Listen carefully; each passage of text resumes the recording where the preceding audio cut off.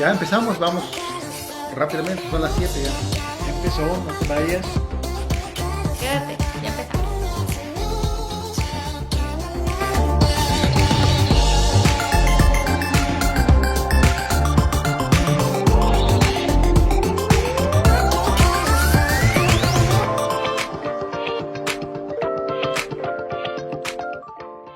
El origen de la familia, la propiedad privada y el Estado es una obra en la que su autor Federico Engels aplica el materialismo histórico, método que considera que las ideas son un reflejo de las condiciones materiales de vida y que el verdadero motor de la historia es la lucha de clases.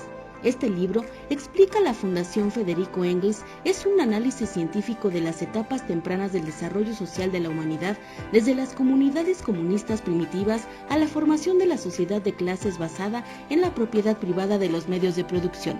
En él se exponen además las características generales de la sociedad de clases, desvelando a su vez las particularidades de la evolución de la familia en las diferentes formaciones socioeconómicas, el origen y la naturaleza clasista del Estado. Hasta los años 60 del siglo XIX se consideraba a la familia una institución monolítica, ajena a cualquier evolución histórica, ya que emanaba de la moral que el Dios cristiano nos había transmitido, y que se fundamentaba en el modelo patriarcal también reflejado en la Biblia. Fue Lewis Morgan el primero en elaborar una teoría satisfactoria del origen y la evolución de la familia. Engels se basa en los estudios de Morgan, punto de partida del origen de la familia.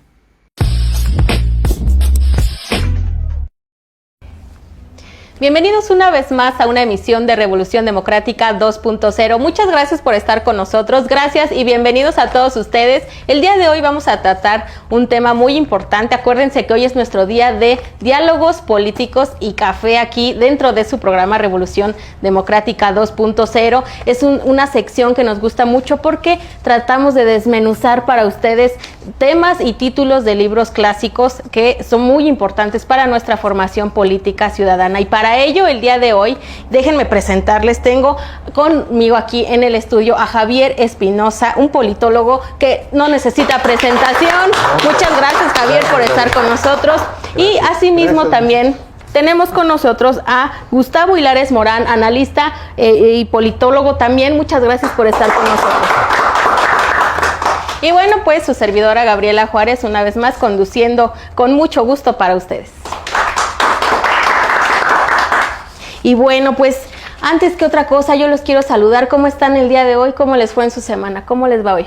Bastante bien. Javier, ¿cómo estás? Muy bien, tú? felices, contentos. Pues qué bueno que estemos contentos y felices, porque hoy vamos a hablar, fíjense ustedes, de un libro que, si pueden ver aquí, tenemos, que forma parte de la colección de clásicos universales de formación política ciudadana, que ha impulsado mucho el Partido de la Revolución Democrática, y es nada más y nada menos que El origen de la familia, la propiedad privada y el Estado, de Federico Engels. Este libro, que fue escrito en 1884, después de la muerte de Marx, y que puede ser considerado uno de los hitos pues más importantes sobre el materialismo histórico, por supuesto junto con el Manifiesto Comunista también, sí, muy importante sobre la literatura. Así que yo les voy a pedir que me ayuden con este análisis sobre este libro, que yo considero, a mi gusto, que yo creo que vamos más para atrás, desde la formación escolar.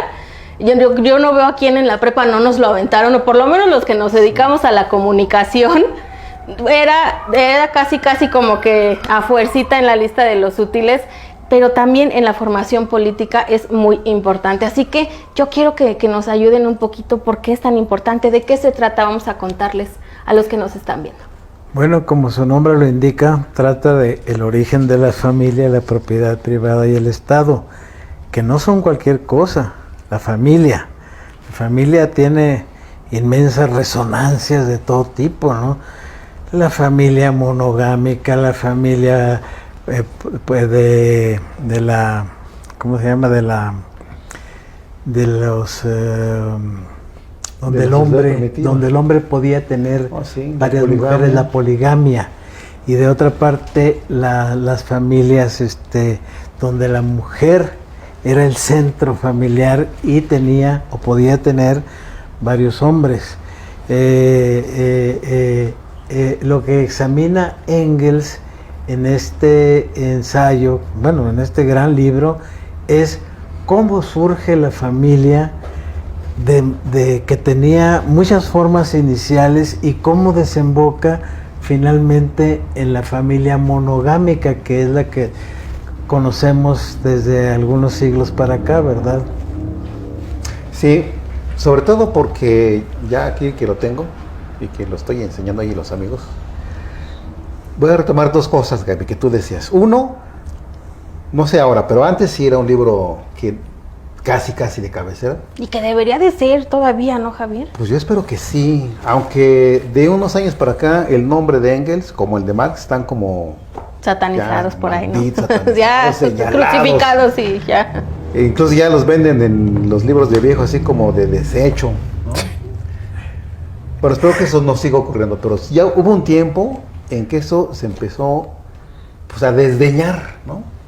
Desde que se cayó el muro de Berlín, piensan que la construcción teórica que hicieron Marx, Engels y otros ya no tiene sentido analizarla. Yo creo que no. Este libro es uno de los libros donde nos damos cuenta el método científico que sigue Engels para llegar a una conclusión. El método es el que se llama aquí como el materialismo histórico, ¿no?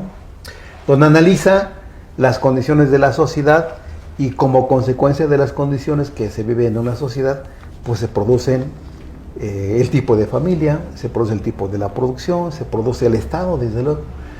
Y entonces ese método que Engels aquí lo mete muy bien, porque es un libro donde de manera muy concreta utiliza este método científico. Es de los, por eso, aparte de los que dijiste, el manifiesto y son los libros, digamos, muy accesibles en donde uno puede ver el método que utilizaron. No, y que además, método, ¿no? Déjame también hacer ahí por ahí una anotación, que algo, no, adelante, por favorcito. Estamos aprovechando también que haya café, haciendo algo a hincapié a lo que tú decías, que ya no le dan tanta importancia al estudio de estos orígenes como antes se hacía, ¿no? De una manera más como muy científica. Engels se basa mucho en los estudios de Morgan, que divide en 3 estadios, ¿no? El salvajismo, la barbarie y la civilización. O sea, de ahí parte Engels para hacer este libro, en base también a todo lo que él sabía junto con Marx, pero ya no se le da esa importancia de ver desde dónde parte, cómo se crea la familia, la división social del trabajo. Cuando se emplean ya los instrumentos de pesca, ahí partimos nuevamente la división de los trabajos, porque el hombre era el que salía a pescar, la mujer se quedaba en la casa, y entonces de ahí empiezan a derivar todos esos conceptos que tenemos de familia, de la civilización, de ahí el nombre, del origen, ¿verdad? Entonces, ¿qué tendríamos que hacer para hacer algo así como traer todo este estudio a la actualidad? ¿Qué similitudes, qué símiles encontraríamos actualmente? Que para decir que nos sigue sirviendo, por supuesto, este libro, ¿no? No, bueno, el libro, para empezar, sirve para conocer cómo evolucionó la humanidad.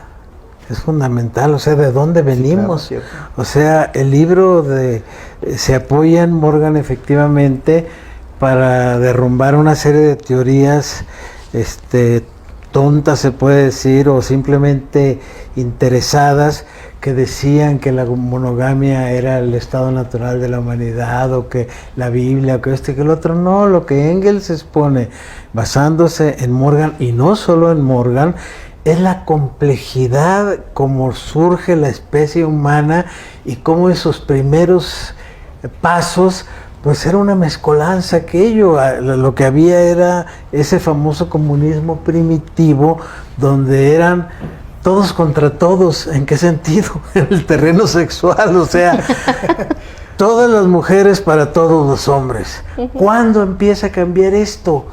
Cuando las propias condiciones económicas, de progreso económica, implican que hay que empezar a distinguir de dónde viene de dónde viene aquel, y por eso Engels plantea, apoyándose en Morgan, que el principio de derecho inicial en este mare magnum fue el derecho materno. ¿Por qué?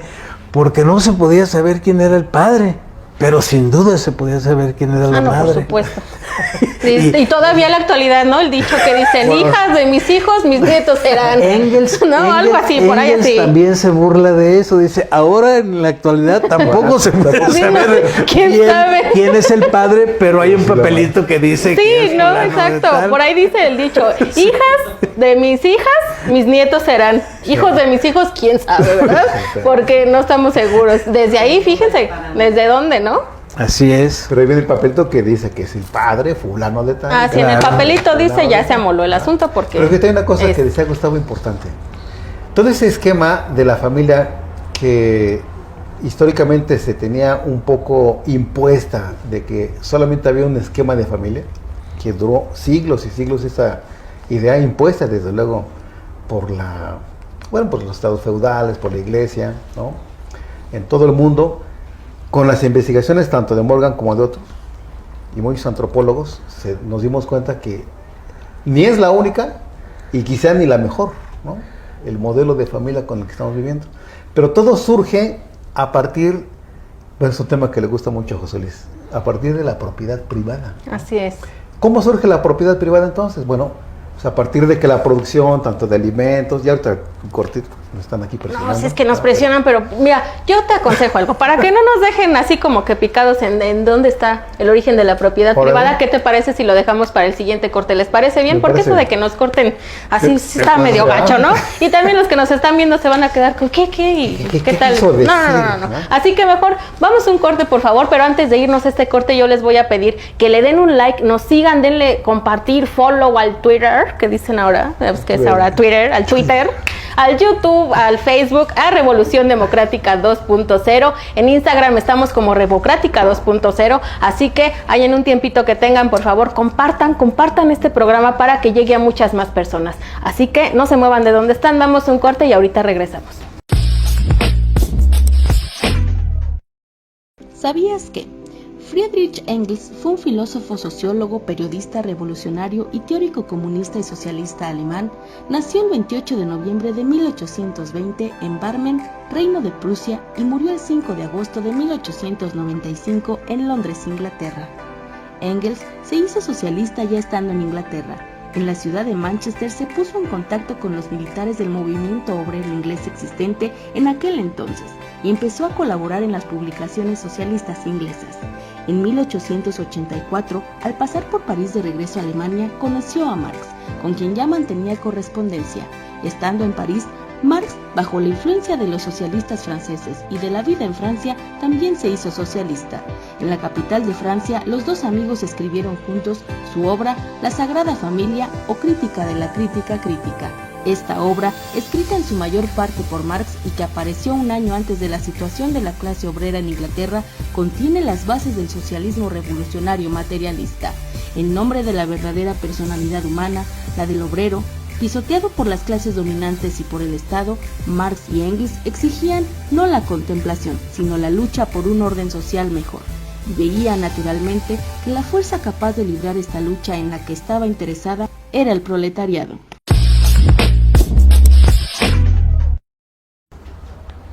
Ya estamos de regreso con ustedes en Revolución Democrática 2.0 y ahora sí, vamos con mucho más tempito, con Espero más que calmita, haya más Javier. tiempo. Ahora sí, ¿en qué te quedaste? Pero Ahí va, 3, 2. Antes de eso, déjame abrir un pequeño paréntesis, Por favor. porque lo quiero decir públicamente. A mí me da mucho gusto que Gustavo esté con nosotros.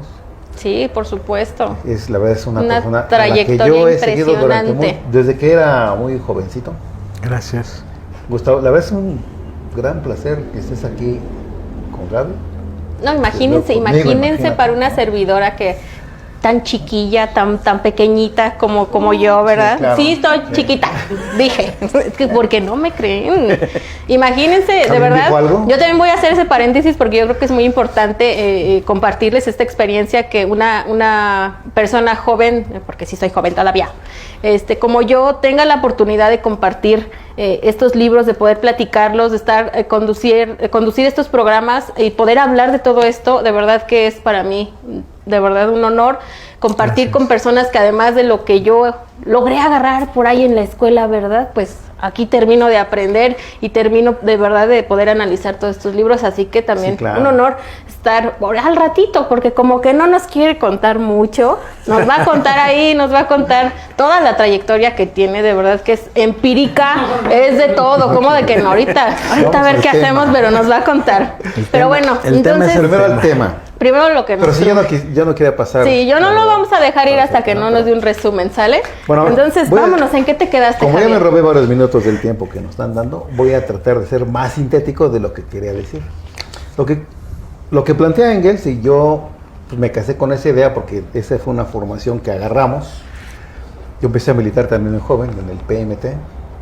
¿Te acuerdas del PMT? ¿Tú te acuerdas del PMT? ¿Cómo no? ¿No? Yo empecé a militar ahí. Y efectivamente cuando uno lee a Engels y empieza uno a nutrirse de información, pues uno se atiene mucho a ese tipo de tesis. ¿Qué tesis es la que yo quería decir? Bueno, la familia, en primer lugar, no ha habido una sola familia en la historia, ha habido varios modelos de familia, pero es producto de la familia no de Dios, ni de una cosa divina, sino de un proceso histórico de muchos años, que se centra fundamentalmente en que la producción de las tribus, de los clanes, gens, habla Engels a partir de Morgan, a partir de que las producciones empiezan a crecer, la producción de alimentos, ¿no?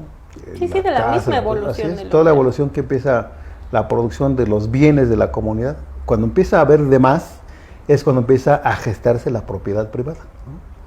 Entonces ese esquema que hace ratito decía Gustavo, de que inicialmente había un esquema matriarcal, por decirlo de esa manera, ¿no? Donde la mujer, tanto en ese tipo de familia, que la poligámica, y en ese tipo de comunidad que había donde una mujer podía estar compartiendo con muchos hombres, Y viceversa. y viceversa, porque la preocupación era la reproducción de la especie. Claro. O sea, no cuidaban ahí nada de la moral, ni existía esa palabra, no había existía.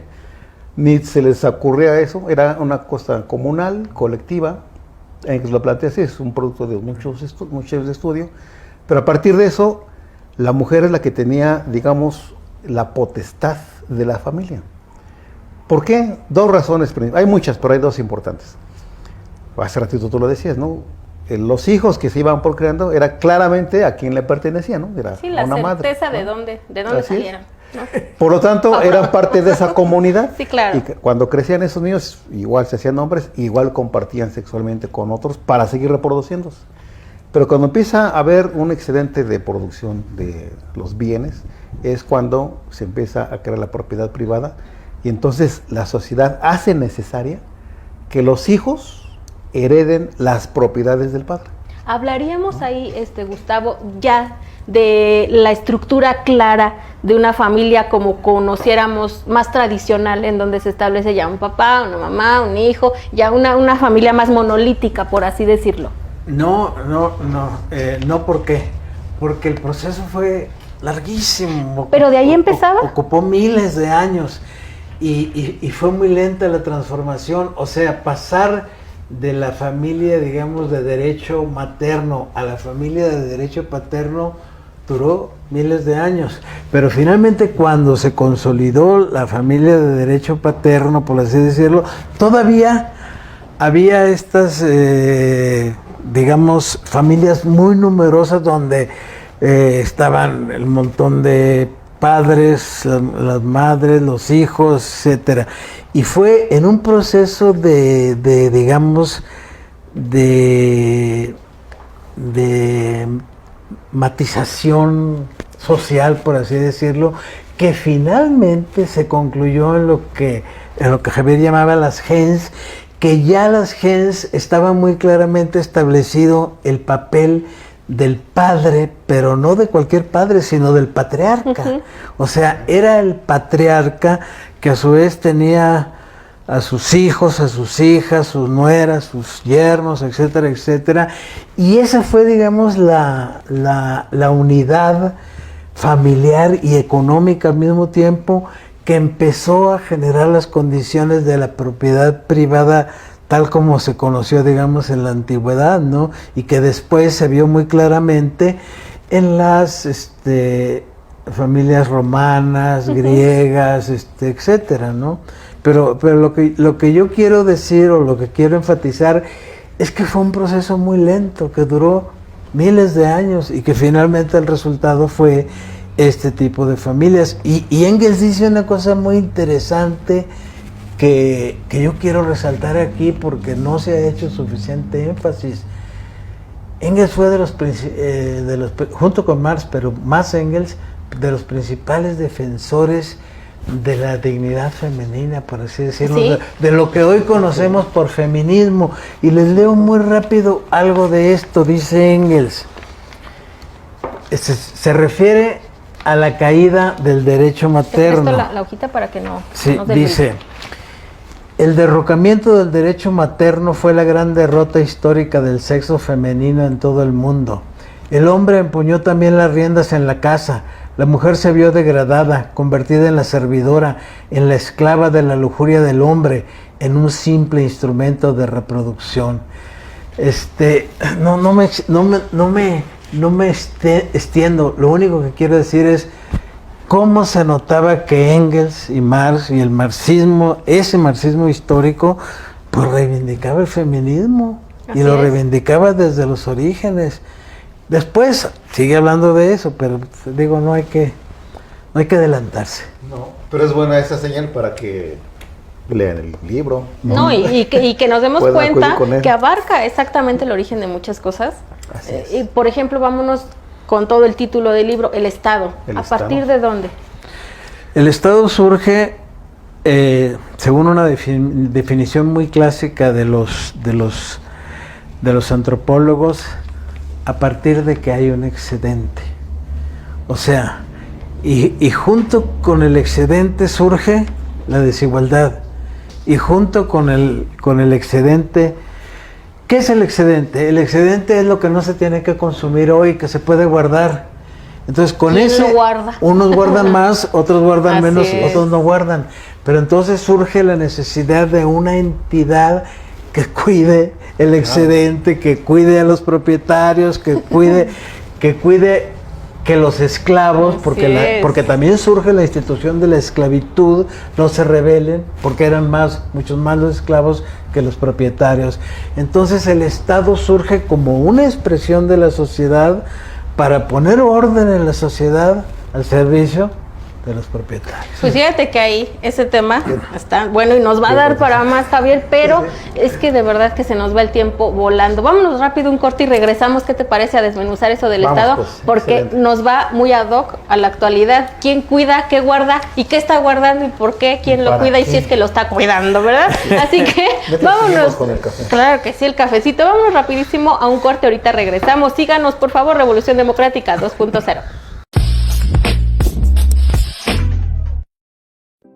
¿Sabías que es particularmente interesante la relación que Engels establece entre los cambios que se producen en el papel social de la mujer y la irrupción de la lucha de clases y la propiedad privada?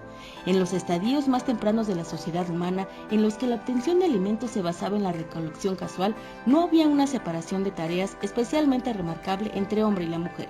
De algún modo, todos tenían que hacer de todo para sobrevivir. En esta etapa la mortalidad es elevadísima, por lo que el matrimonio por grupos, en el que una mujer puede mantener relaciones sexuales con todos o parte de los hombres del grupo, juega un papel esencial en la reproducción y protección del clan. En este modelo de familia gens, la mujer tiene la máxima autoridad, ya que entre otras cosas la descendencia solo se puede establecer por una línea materna. Esta fue una condición necesaria para el surgimiento por primera vez de la división social en clases y la explotación del hombre por el hombre. La esclavitud dejó de ser esporádica para convertirse en el elemento central de la producción.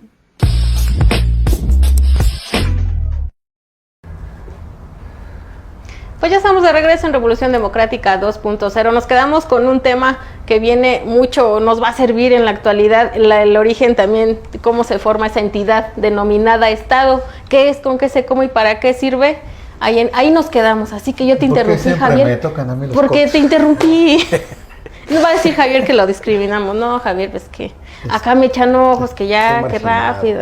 Pero a ver, vamos rápido. Pero porque- siempre empiezas. Ahí está. ¿Qué tal? Bueno, eso es El verlo Estado. positivamente. Positivo, Ah, sí, claro. Javier, por favor. Es que Gustavo decía una cosa hace ratito. cuando empieza con el esquema del nacimiento del Estado. Ocurren un montón de cosas porque, bueno, Gustavo insiste, yo subrayo, es un proceso de años y años, todo ese asunto, o sea, no es de un día para otro. De miles de años. De miles de años, porque son sociedades de las viejísimas.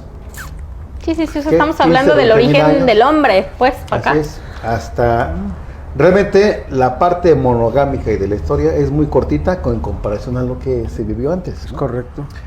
Pero bueno, la parte fundamental, yo quiero rescatar 3 cosas de cómo nace el Estado y para qué. Hay mucho, pero hay 3 cosas. 1, esas sociedades primitivas producían, cazaban, pescaban, recolectaban frutos, sembraban, etcétera, para su consumo de la comunidad, ¿no? Y era suficiente. Pero empezó a haber excedente, porque cuando cazaban un mamut, pues sobraba mucha comida, ¿no?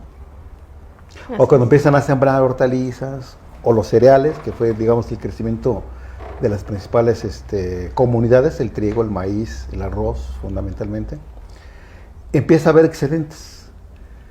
Ocurren 3 cosas importantes. 1, la contratación de empleados, que se transforma eso en el esclavismo, porque no los contrataban, sino los forzaban a servir al patriarca o a la comunidad. Segundo, la destrucción de la familia, bueno, poco a poco, por esa familia originaria, ¿no? Poligámica, y lo que leyó hace rato Gustavo, la transformación de que el patriarca, de que el padre era el jefe de todo, no solo afuera, sino en la propia, en el hogar, en la casa, en la familia, ¿no?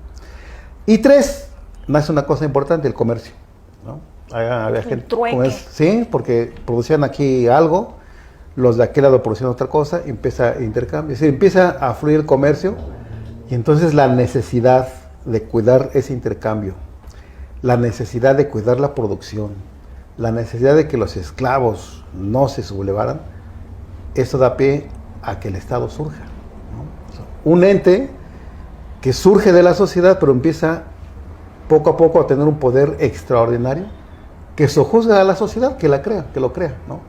Así es. Y que hoy estamos peor que antes, tenemos un Estado... Eso es lo que yo iba a preguntar. Bueno, eso ¿Y le si toca a evolucionamos Gustavo. mucho o seguimos atorados en esa parte, Gustavo? No, fíjate que yo quisiera regresar a un tema que tiene que ver con la moral.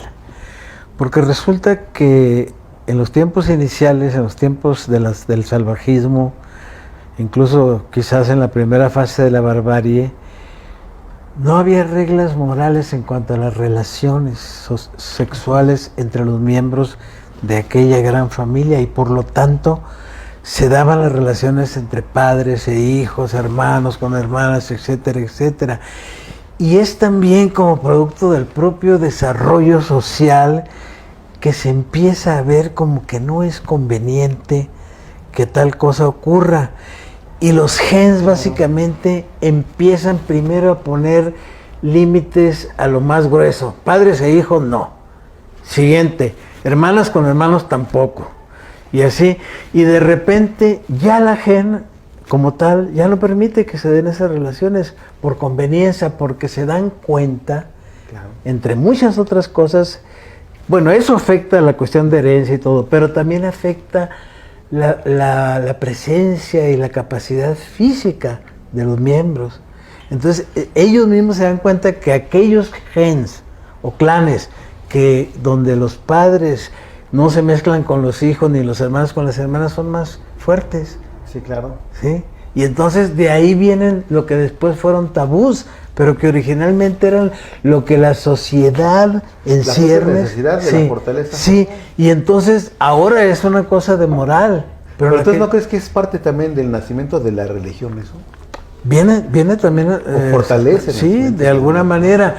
Pero a mí me interesaba señalar esto, ¿por qué? Porque antes que ser moral, fue condición del desarrollo más sano de la propia sociedad, y después se volvió una ley moral o una norma moral. Primero fue como una cuestión genética. Un tabú. Exacto, sí. Pero ellos no sabían de genética, lo único que veían es que estos que sí se mezclaban salían ¿sí? un poquito más cuchos que los que no se mezclaban. Estaban más defectuosos, ¿no? Digámoslo así. Sí. Menos fuertes, menos con el cerebro más pequeño, etcétera, y eso también de alguna manera fue imitado. y llevó a otras conclusiones que propiciaron un mejor desarrollo social.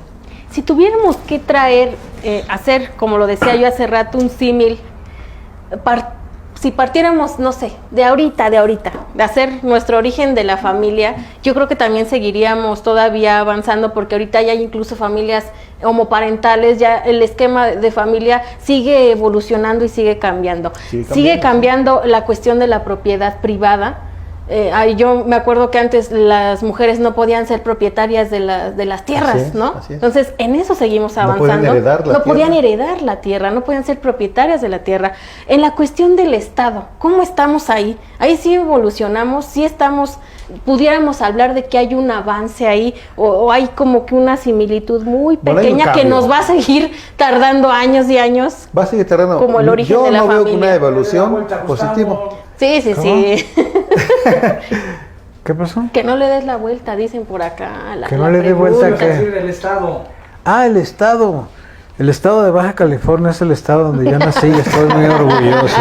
Y arriba, en California. temas periodísticos con bastante inmoralidad. Hablando de... No, pero hablando ya en serio del Estado, pues, ¿cómo se va a comparar el Estado despótico asiático de aquellos tiempos, de antes incluso de la democracia griega o antes de la República Romana, con la propia democracia griega, que era un estadio mucho más avanzado con respecto a las formas primitivas de Estado, o la República Romana, que degeneró en el Imperio Romano, ¿verdad?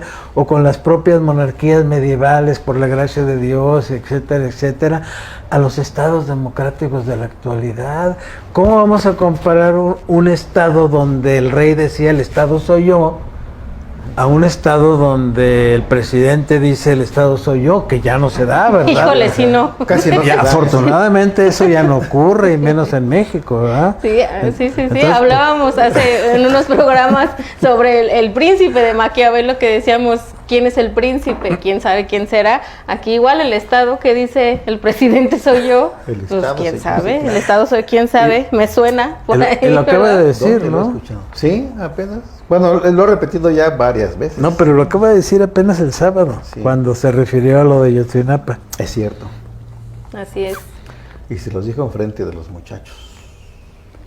Entonces, ¿estamos viendo un retroceso, Javier? Pues no sé si retroceso. Ha habido cambios, eso sí.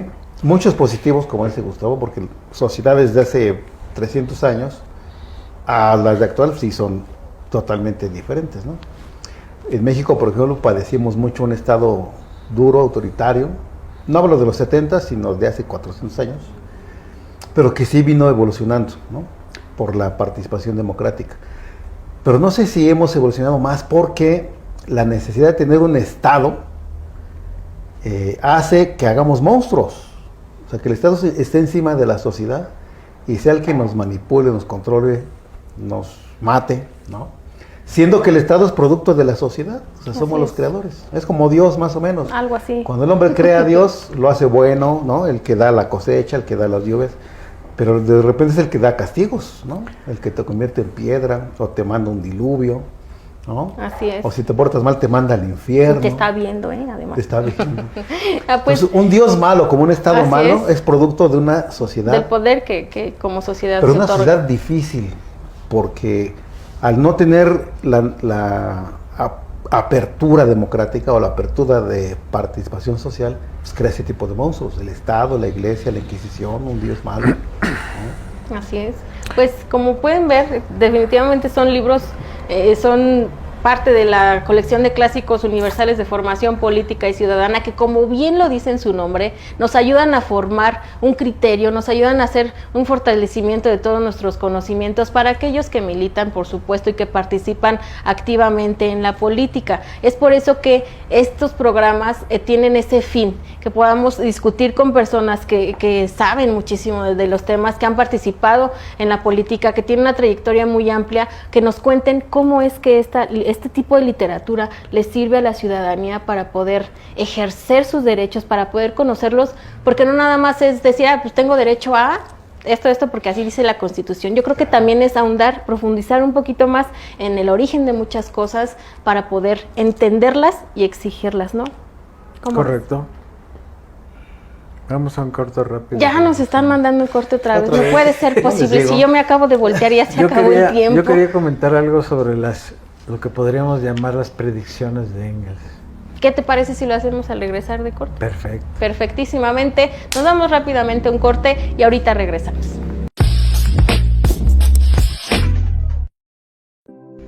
¿Sabías que asentar y arraigar el derecho a la propiedad privada no fue ni rápido ni sencillo?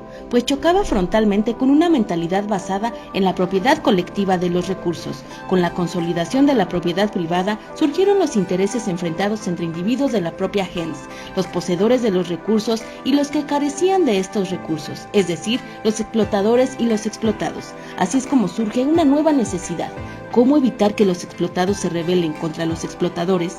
Es aquí donde hace su aparición el Estado, para sustituir a las sociedades gentilicias. El Estado surge como una herramienta de dominación de la clase explotadora, como una herramienta para reprimir a los explotados. En el libro se explica el surgimiento del Estado apoyándose en el análisis de 3 modelos diferentes: el Estado ateniense, el romano y el germano, como un desarrollo a partir de las sociedades gentilicias. En palabras del propio Engels, el Estado no es de ningún modo un poder impuesto desde fuera de la sociedad, tampoco es la realidad de la idea moral, como afirma Hegel. Es más bien el producto de la sociedad cuando llega a un grado de desarrollo determinado.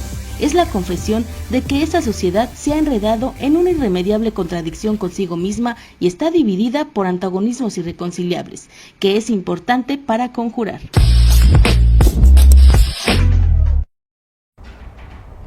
Estamos de vuelta con ustedes y antes de irnos con las predicciones que nos anunció, ¿verdad, Gustavo? Voy a hacerles un anuncio rapidísimo. Se está llevando a cabo una mesa de reflexión de la raíz centenaria del Partido de la Revolución Democrática, por supuesto desde el Partido Comunista Mexicano al PRD, pues ya, como bien lo dice el título, han pasado 100 años, así que se está llevando a cabo en estos momentos en el partido, en la sede del partido, en Benjamín Franklin número 84. Asimismo, el día de mañana también se realizarán estas mesas de reflexión sobre este tema que muy importante y que viene también ad hoc para el tema que estamos tratando el día de hoy. Así que están todos cordialmente invitados, por supuesto.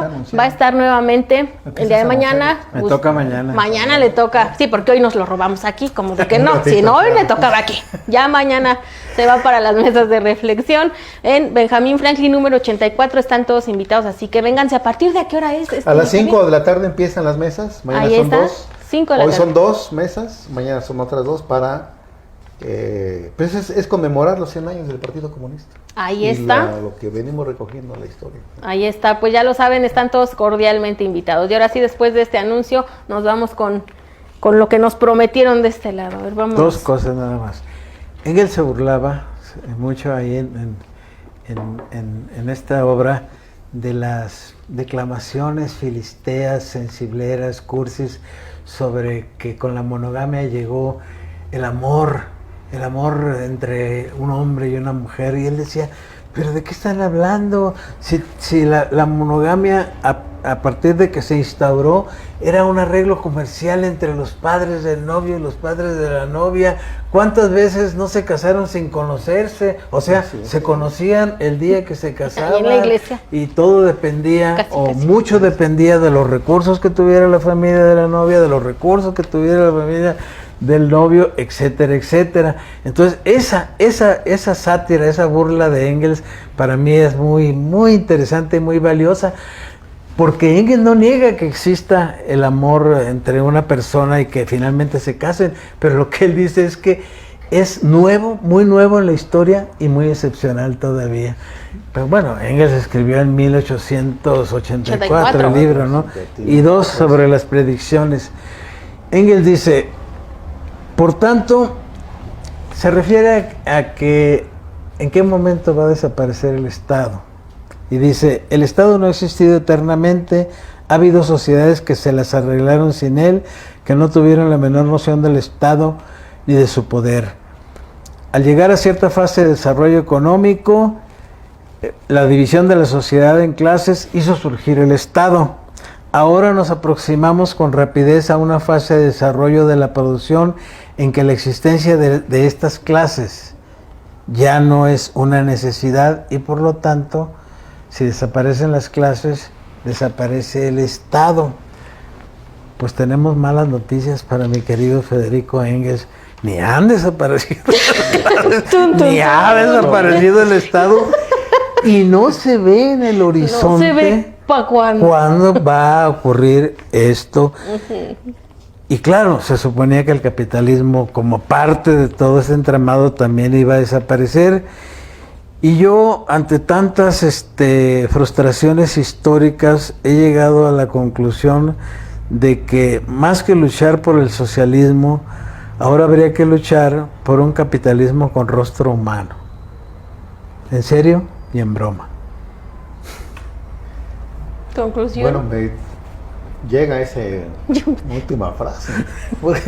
Bueno, es un tema de otro programa. Sí. Es que yo ya no quiero decir porque me corretean con el tiempo y ya vas a decir que no te dejamos hablar. Pues sí, porque nos quedan bien poquito tiempo. Fíjate, nomás ya no ¿Se quiero acuerdan negociar. lo que pedían los comunistas checoslovacos en 1968? Sí. Un socialismo con rostro humano. Un socialismo humano, exacto. Un Pero capitalismo. 20 años después todo se derrumbó. Ni socialismo ni capitalismo fue arrumbado. Se colapsó. completamente. Se colapsó eso. Y lo que resurgió en el este fue un socialismo, un capitalismo bárbaro, mafioso, como el de la URSS, la Rusia ahora Rusia actual. y de otros lugares, ¿no? Las famosas mafias y todo eso. Sí, porque llegaron desde Occidente a adueñarse de la producción. No, de esos países pero que no tenían. los propios grupos dirigentes rusos se volvieron mafiosos. Claro. Los que antes eran del aparatchik, los de la KGB, fueron los nuevos propietarios, los que sabían las historias y los misterios de todo el mundo. Utilizaron eso para enriquecerse. Pues a lo mejor tiene que ver con el planteamiento allá por los 70s, 80s del Estado benefactor, ¿no? En los estados nórdicos de Europa. Ese ha sido un gran éxito social y de todo tipo. Ese es un capitalismo con rostro humano, que desgraciadamente solo existe... Pero tiene una visión socialdemócrata en términos de la familia. Sí, pero eso solo existe en una parte muy pequeña del planeta y abarcan a una cantidad Son ínfima poquitos de la países. población. Sí. Son pocos habitantes, pocos estados, pero muy exitosos. Sí, la gente vive de lo mejor, Pues ahí aunque la dicen, conclusión, ¿no? que hubiera. muy aburridos. Pues no sé, habría que darse una vuelta por allá, ¿no? Habría que ir a hacer una investigación. Pues Bueno, lamentablemente vamos a se concluir. nos está acabando el tiempo, así que yo les pediría que nos dieran sus conclusiones sobre nuestro tema de hoy y sobre la importancia de este tipo de Yo digo, lecturas. una conclusión es que abramos ese debate. O sea, que exactamente qué estamos buscando. Adelante. Ese es un libro de cabecera desde hace un rato. Voy a confesar que el tipo de redacción de Engels me ha gustado más siempre que el de Marx. Marx es muy pesado, Sí, bastante. aunque está más obligado. Pesadísimo. Pesadísimo. Pero Engels es más, Más ligero, más ¿no? ligero. Más que ligero es, Para el desayuno. Y porque sus temas eran otros. pero ese no es tan otro, ese es clave, ¿no? No, sus temas eran otros. Me refiero a que Marx se Oh, sí, metió claro, al se metió capital, mucho y a la al- plusvalía. Y a la técnica. Y Engels se metió al origen de la familia, la propiedad privada del Estado, más en sí, otro sí. terreno, pues, pero sin compartiendo ambos la base de materialismo Era la base, porque histórico es y lo de que socialismo defendía científico. era Así es. exactamente el método, ¿no? Exacto. Que es el que se basa. Y esta es una gran aplicación del método a un tema específico. Si yo lo quiero recomendar mucho, este libro lo ha publicado el PRD, han sido 18 títulos de la serie Clásicos Universales. No hay que olvidarlo, hay gente que como dice que de Engels es de ya, pero no. Lo es dan de vigente baja y no, todavía. todavía está vigente. claro. Vigente por muchas razones. La profusa investigación de la que parte, que no la hizo él, sino parte de otros investigadores, pero él llega a mejores conclusiones. El método que está perfectamente utilizado, que es un método que hay que seguir utilizando, que ya no lo utilizamos. Y sobre todo, la forma de redactar es una forma de redacción burlona, ¿no? Sencilla, pero muy eficaz. Muy buena. ¿No? Y además tiene una bibliografía muy, muy, muy fregona. O sea, se documentó, no escribió a lo que creía, sino No, sí, tenemos una documentación. cada afirmación Así es. tiene su fuente bibliográfica. Y a pesar de que Así se es. escribió hace más de 100 años, ha sido no solo vigente las conclusiones a las que llega, sino la necesidad de seguir teniendo un método de investigación, de análisis, de redacción y de planteamiento de las conclusiones. Ese es excelente libro. De acuerdo. Y lo otro que quiero decir, si me permiten, y si me permiten ahí los compañeros, está lo que ya anunciaste, Gaby, 28-29 de noviembre, las mesas de reflexión sobre los 100 años del Partido Comunista. Le hemos llamado que el PC, Partido Comunista Mexicano, es la raíz centenaria del PRD. Así es. Tenemos su registro, tenemos su edificio, tenemos su historia, sus luchas, sus dirigentes. El PRD es producto de un proceso que empezó en el 19 empezó hace más tiempo, pero el 19 con el nacimiento del Partido Comunista nos da toda una necesidad de seguir recogiendo esa tradición y esa lucha. Así es, muy interesante también que se puedan dar esa oportunidad de escuchar cómo es que surge el Ya Partido de la que vamos a Revolución grabar un minuto, Democrática y de dónde viene. Le voy a preguntar a Gustavo, ¿tú fuiste militante del Partido Comunista, ¿no? Sí, por supuesto, yo fui militante del Partido Comunista desde 1900, ingresé a la Juventud Comunista en 1966 y al partido un año después, 67. Rompimos una generación con el Partido Comunista en el año 70 para irnos a la lucha armada. Muchas de las juventudes comunistas, ¿no? Sí, yo era de las juventudes comunistas, igual que quien era nuestro dirigente en aquel tiempo, Raúl Ramos Zavala, que era del buró político de la Juventud Comunista. Sí. Estando en la cárcel, solicité mi reingreso al Partido Comunista en el año 77, en el 16 Congreso, con varios otros compañeros, y saliendo de la cárcel me integré a la dirección del partido como se decía antes, como revolucionario profesional. Y bueno, la vida nos guió, estuve en el PSUM, PMS, y ya cuando llegamos al PRD, yo dije, paso, ya me había cansado. No, es broma. Pero algún día podemos... Pero descansaste y espero que regreses ahora a casa. Pues si quieren escuchar que toda la historia completa, vénganse el día de mañana porque va a estar a Gustavo, y ahí sí no va a haber poder humano que nos niegue, que nos cuente cómo fue toda esa travesía de una persona que de verdad tenía una trayectoria muy impresionante dentro de, además, la historia del Partido Comunista Mexicano, el PRD, militando en ambas partes, como revolucionario profesional, como bien lo decías. Bueno, que no nos va a poder contar, así que vénganse el día de mañana. Y bueno, pues lamentablemente hemos llegado a la parte final de clásicos. Diálogos. Políticos y café, con los clásicos universales, por supuesto, también comentando una parte de esta edición muy nutritiva del quiero partido. Mandar un saludo.